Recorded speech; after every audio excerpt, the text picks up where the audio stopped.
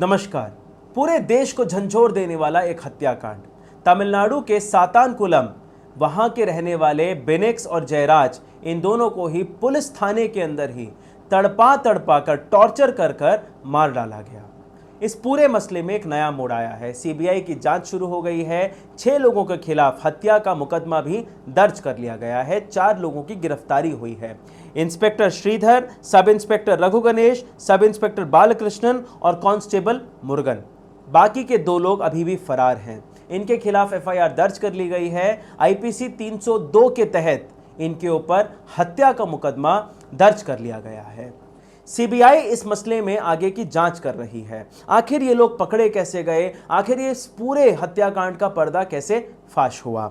अगर आप सातानकुलम पुलिस थाने की बात करें, यहां पर तकरीबन 30 लोग तैनात हैं। इस 30 पुलिस वालों में उस दिन शाम को यानी 19 तारीख की शाम को inspector Shridhar, sub inspector Raghu Ganesh और Balakrishnan, special duty officer Baladurai, head constable Murugan और वेलमुत्तु, सामुत्तुरई, जेसुराज, बालमुत्तुराज, बयुला सेल्वा कुमारी और रेवती, यानी तकरीबन 11 लोग, जिसमें से कि 2 महिला कांस्टेबल भी शामिल थीं। मद्रास हाईकोर्ट के मदुरई बेंच ने खुद से संज्ञान लेते हुए एक इंक्वायरी बिठाई। मैजिस्ट्रेट भारतीदासन को नियुक्त किया गया कि आप सातानकुलम पुलिस स्टेशन जाएंगे और वहां पर अपनी जांच आगे बढ़ाएंगे। वहां पर से जो भी रिपोर्ट मिली, उस रिपोर्ट को आधार बनाते हुए सीबीआई ने ये गिरफ्तारियां करी हैं। इस पूरी रिपोर्ट में अहम भूमिका है कांस्टेबल रेवती के उस बयान की।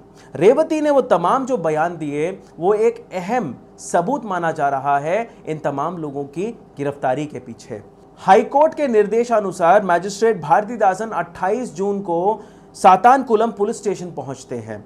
सातानकुलम पुलिस स्टेशन में एसीपी डी कुमार और एसपी प्रतापन वहां मौजूद थे, जिन्होंने मैजिस्ट्रेट को अनदेखा किया। जब इनका आमना सामना हुआ तो उन्होंने धमकाने की श्रेणी में इनको देखा।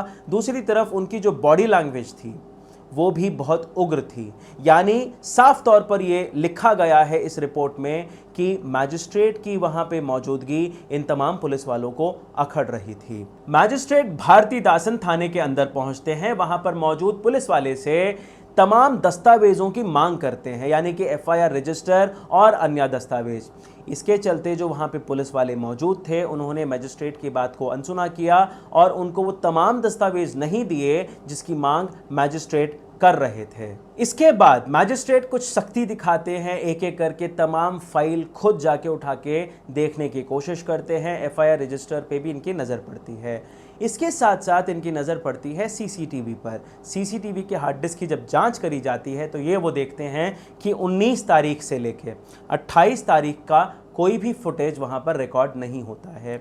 जब पुलिस वालों से इस बारे में बात करी जाती है तो पुलिस वाले डोलमोल तरीके से उनको जवाब देते हैं। ये कहते हैं कि सीसीटीवी खराब हो चुका है। जब मैजिस्ट्रेट उन फुटेजेस को और ध्यान से देखते हैं तो उनको ये पता पड़ता है कि 19 तारीख से सीसीटीवी के उस सिस्टम पे छेड़छाड़ करी गई है। 19 तारीख के फुटेज को डिलीट किया गया है, उसकी जो सेटिंग है उसको भी बदली गई है, यानी 19 तारीख के बाद हर रोज़ खुद ब खुद वो फुटेज डिलीट हो जाती थी, यानी वो फुटेज सिर्फ 24 घंटे तक वहाँ पे मौजूद रहता था।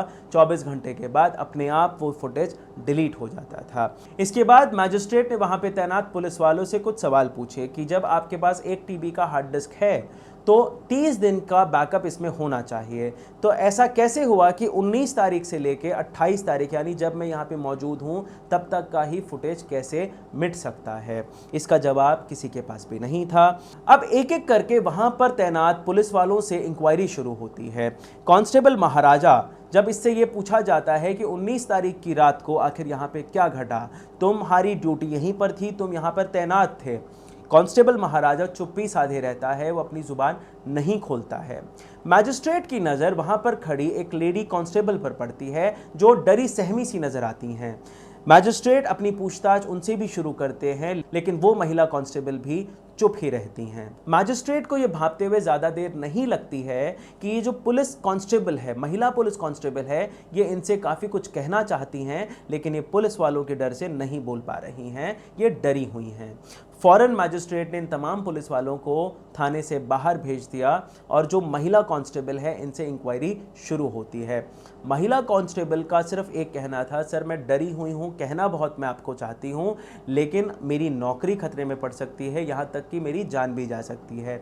अगर आप इन दोनों की सुरक्षा प्रदान करने का वायदा करते हैं तो मैं आपको तमाम चीज़ें बता सकती हूँ जो 19 तारीख की रात को इन दोनों बाप बेटे के साथ घटी थी। इसके बाद मैजिस्ट्रेट भारतीदासन इनको ये यकीन दिलाते हैं कि आपकी जान और आपकी नौकरी, इन दोनों की ही सुरक्षा हम करेंगे। आप कृपया करके उस रात जो कुछ भी घटा था वो हमें बता दें। एक एक करके उस महिला कांस्टेबल ने वो तमाम बातें बताई हैं जो उस दिन रात को वहाँ पर घटी थी। लेडी कांस्टेबल आगे बढ़कर अपना बयान दर्ज कराती हैं। वो ये कहती हैं, ये तमाम जो पुलिस वाले हैं इन्होंने बारी बारी कर इतना इन दोनों को मारा है कि वो अधमरे से हो गए, निर्दयी तरीके से मारा है कि वो लोग लहूलुहान हालत पर ज़मीन पर पड़े रहे, इतना मारा कि वो खुद मारते मारते थक जाते हैं। जब इस महिला कांस्टेबल ने उन दोनों को देखा तो ये बताती हैं अधमरी सी हालत पर ज़मीन पर पड़े थे, लहूलुहान हालत में पड़े थे। इनको दया आ गई, ये खुद उनके पास पहुंचती हैं और ये पूछती हैं कि सर आपको कुछ चाहिए क्या। जयराम बड़ी ही हिम्मत करके कुछ इशारों में इनको समझाते हैं कि मुझे कुछ पीने को दे दो। इसके बाद फ़ौरन महिला कांस्टेबल ने इनके लिए कॉफ़ी का इंतज़ाम किया। पुलिस वाले भी कॉफ़ी पी रहे थे, बेनेक्स और जयराज भी कॉफ़ी पीना शुरू कर चुके थे। दूर बैठे श्रीधर की नज़र इनके ऊपर पड़ती है, उसको गुस्सा आ जाता है, आग बबूला होकर चिल्लाता हुआ आता है और ये कहता है कि तुम्हारी हिम्मत कैसी हुई थाने में कॉफ़ी पीने की। कॉफ़ी में लात मारता है और एक बार फिर बाप बेटे की पिटाई शुरू हो जाती है। ये महिला कांस्टेबल बयां करती हैं कि किस तरह से उसने उन लोगों को कॉफ़ी भी पीने नहीं दी। आगे बढ़कर वो ये कहती हैं कि सर जो इंस्पेक्टर श्रीधर है वो एक दरिंदा है, आप इसके बारे में नहीं जानते हैं। इसकी बीवी ने भी इसके खिलाफ कंप्लेंट लिखवा रखी है। इसके घर में जो भी परेशानी होती है वो थाने में आकर उन तमाम बातों के बारे में बातें करता रहता है, एक तरह से डिप्रेशन में रहता है और जो भी मासूम लोग इनको मिलते हैं अपना सारा गुस्सा उन लोगों पर ये निकाल देता है। अपने बयान में ये आगे बढ़कर कहती हैं कि इंस्पेक्टर श्रीधर ही था जिसने इन तमाम पुलिस वालों को भड़काया, उनको मारने को कहा। इंस्पेक्टर श्रीधर के बारे में कई और जानकारियां सामने आ रही हैं। 1997 बैच का अफसर है इंस्पेक्टर श्रीधर। इससे पहले चेन्नई में सब इंस्पेक्टर की पोजीशन में तैनात था, वहां पर भी इसी तरह की कई कंप्लेंट्स इसके ऊपर आई, जिसके बाद कई बारी इसका तबादला हुआ। आखिर में ये सातानकुलम पुलिस स्टेशन पहुंचता है। सातानकुलम पुलिस स्टेशन के 4 पुलिस वालों को सस्पेंड कर दिया जाता है, बाकी के तमाम लोगों का ट्रांसफर हो जाता है, लेकिन इंस्पेक्टर श्रीधर को वेट लिस्ट में डाल दिया जाता है। कहा यह जा रहा है आने वाले 1 या फिर 2 महीने में इसका प्रमोशन होने वाला था, इसको डीएसपी बनाया जा रहा था। इंस्पेक्टर श्रीधर को बचाने में जातिवाद भी सामने आ रहा है, यानी वो तमाम अधिकारी जो इंस्पेक्टर की ही जाति के थे वो ये नहीं चाहते थे कि श्रीधर का नाम इस मामले में आए। उन्होंने इंस्ट्रक्शंस दिए यहाँ की तमाम मीडिया हाउसेस को कि श्रीधर की ना तस्वीर दिखाई जाए, ना श्रीधर का नाम ज़्यादा उछाला जाए। यही नहीं, एक मिनिस्टर जो भी इंस्पेक्टर श्रीधर की ही जाति का है उसने तमाम चीज़ों को अपने हाथ में लिया। उसने कोशिश करी कि इंस्पेक्टर श्रीधर का नाम इसमें ना घसीटा जाए। लेडी कांस्टेबल ने अपने बयान में एक अहम चीज़ लिखवाई। उन्होंने ये कहा इन तमाम पुलिस वालों की लाठियाँ बरामद कर ली जाए, जो टेबल है उस टेबल को भी बरामद कर लिया जाए और ज़मीन से भी सैंपल्स निकलवाए जाएं। यानी उन लाठियों में भी खून लगा था, उस टेबल पर भी खून लगा था और ज़मीन के कई हिस्से में इनका खून बिखरा था। ये तमाम वो लोग पिछले 1 हफ्ते से इन तमाम दस्तावेज़ों को, इन तमाम सबूतों को मिटाने में जुटे हुए हैं। इससे पहले कि और देर हो जाए, सर इन तमाम चीज़ों को आप अपने हाथ में ले लीजिए। यही वो दस्तावेज हैं, यही वो सबूत हैं जो इनके खिलाफ आगे जाएंगे। इसके बाद मैजिस्ट्रेट ने कांस्टेबल महाराजा को फिर से तलब किया।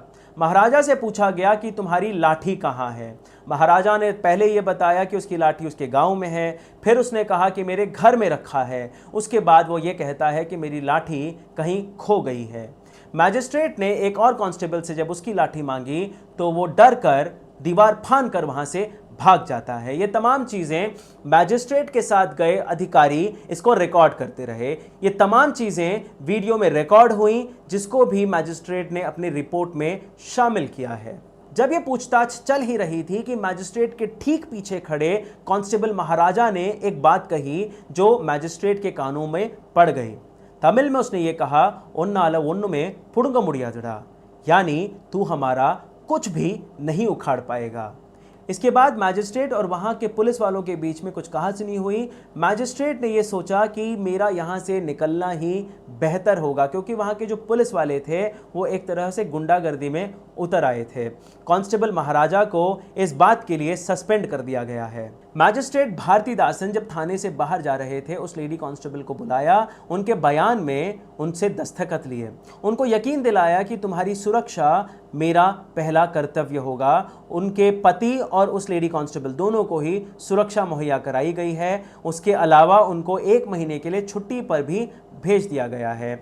मैजिस्ट्रेट भारतीदासन के हाथ 2 अहम सबूत लगे हैं, एक सीसीटीवी का हार्ड डिस्क और दूसरा इस लेडी कांस्टेबल का अहम बयान जो खुद एक आई विटनेस है। इस जांच के फौरन बाद मैजिस्ट्रेट भारतीदासन ने अपनी एक रिपोर्ट तैयार करी। उस रिपोर्ट में ये तमाम दस्तावेज लगाए गए, वो तमाम सबूत लगाए गए और लेडी कांस्टेबल का बयान भी लगाया गया। इसको फौरन मदुरई बेंच में सबमिट कर दिया गया। यही वो सबूत हैं, यही वो दस्तावेज हैं जो सीबीआई को दिए गए और सीबीआई ने इसी के बुनियाद पे ये तमाम गिरफ्तारियां करी हैं। इनके खिलाफ आईपीसी 302 के तहत मुकदमा चलाया गया है। सातानकुलम पुलिस थाने की ये पहली घटना नहीं है, ऐसी कई घटनाएं हैं जो सातानकुलम के पुलिस वाले करते आ रहे हैं। 20 तारीख से ही बेनिक्स के दोस्तों के ऊपर प्रेशर डाल रहे थे पुलिस वाले कि अगर तुमने अपना बयान दिया, अगर तुमने अपनी जुबान खोली तो हम तुम्हें जान से मार देंगे, तुमको भी गलत मुकदमे में फंसा देंगे।